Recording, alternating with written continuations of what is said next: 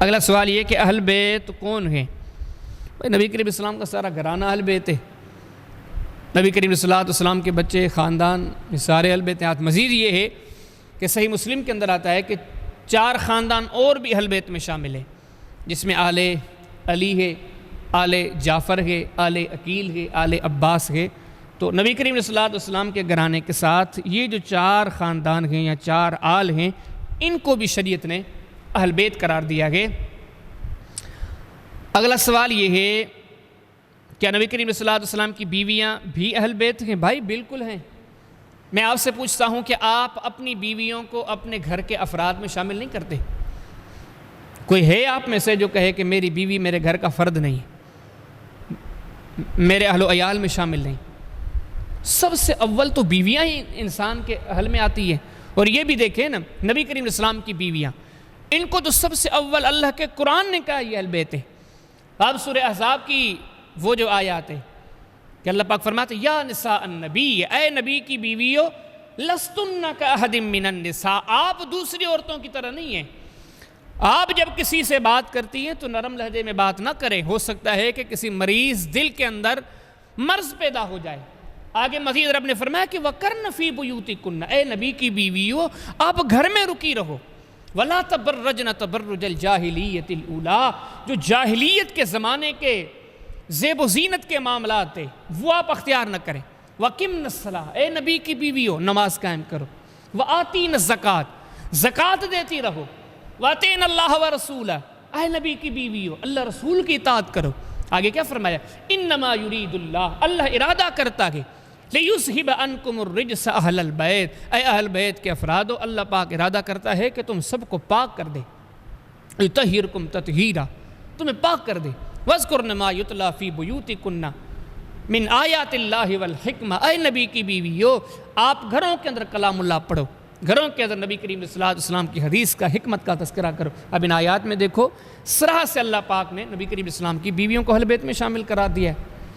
پھر یہ کہ آپ شرح و مشکل الآثار دیکھیں کہ نبی کریم علیہ الصلوۃ والسلام خود وضاحت فرماتے ہیں، آپ نے اپنی بیویوں کے بارے میں فرمایا کہ یہ میری اہل میں سے ہیں۔ پھر آگے صحابہ کرام کا فہم دیکھیں کہ نبی کریم علیہ الصلوۃ والسلام کو بھی دیکھا، ان کے ذات اقدس کے اوپر اترتے ہوئے قرآن کو بھی سنا، وہ کیا فیصلہ کرتے؟ سے مسلم کے اندر آتا ہے کہ وہ بھی یہ فیصلہ کرتے ہیں کہ محمد کریم علیہ السلام کی بیویاں اہل بیت میں شامل ہیں۔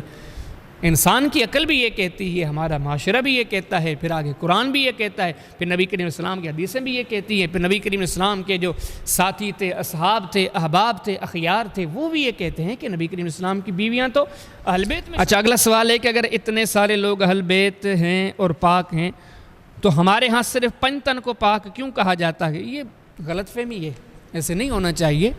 نبی کریم صلی اللہ علیہ وسلم کا سارا گھرانہ پاک ہے، یہ سارے اہل بیت ہیں جن کا تذکرہ میں نے آپ کے سامنے کیا، آپ وسلم کی بیویاں ہیں، بیٹیاں ہیں، آپ وسلم کا گھرانہ سارے کا سارا پاک ہے۔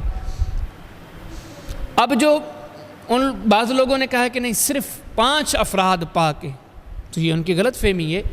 اب یہ کہ وہ غلط فہمی کیسے لگی ہے یا وہ غلط فہمی کیسے لگائی گئی ہے، بعض روایات کی بنیاد پر، یہ بے سمجھی کی بنیاد پر۔ وہ کہتے ہیں دیکھو سنن ترمذی کے اندر حدیث ہے کہ نبی کریم علیہ الصلوۃ والسلام بیٹھے ہوئے تھے تو آپ ان کے ساتھ سیدنا علی بھی تھے، سیدنا فاطمہ بھی تھے، سیدنا حسن، سیدنا حسین بھی تھے رضی اللہ تعالیٰ عنہم۔ نبی کریم علیہ السلام نے ان کے اوپر چادر ڈال دی اور آپ نے فرمایا کہ اللہم ہؤلاء اہل بیتی، یا اللہ یہ میرے اہل بیت ہیں۔